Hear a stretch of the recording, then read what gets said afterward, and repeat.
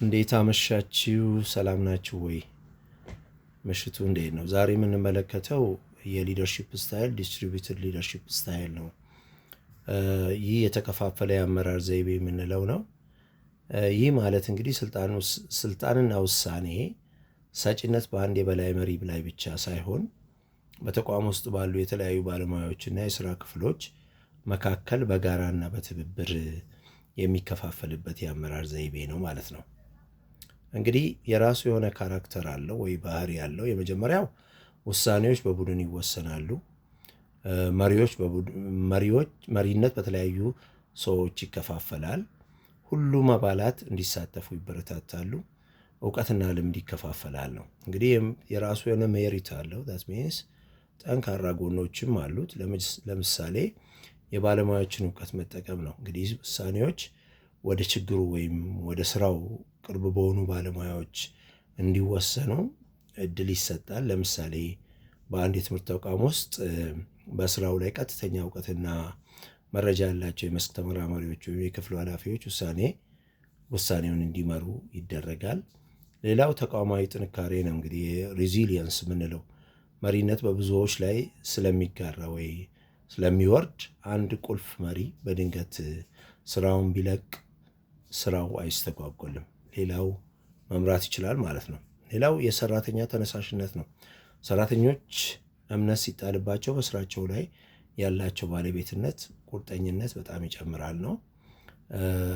ሌላው ደግሞ የጫና መቀነስ ነው። እንግዲህ የበላይ መሪዎች ከመጠን በላይ በውሳኔ አሰጣጥ እንዳይወጠሩ ጫናን ይቀንሳል የሚል ነው። የራሱ የሆነ ዲሜሪት አለው ወይ ዛት ሚንስ ድክመቶች አሉት። የመጀመሪያው የተጠያቂነት መደብዘዝ ሊኖር ይችላል ነው። የኃላፊነት ወሰን በግልጽ ካልተቀመጠ ስራው ሲበላሽ ተጠያቂውን ለይቶ ማወቅ አስቸጋሪ ይሆናል ነው። ሌላው የውሳኔ መዘግየት ነው። በሰዎች መካከል መግባባትና ስምምነት ለመፍጠር ረጅም ጊዜ ስለሚወስድ ለአስቸኳይ ጊዜ ውሳኔዎች አይመችም እንደዚህ አይነት ሊደርሺፕ ስታይል። ሌላው የሚና ግጭት ነው። በመደበኛ ኃላፊዎችና መደበኛ ባልሆነ መንገድ በሚመሩ ባለሙያዎች መካከል የስልጣን ሽኩቻ ሊፈጠር ይችላል ነው።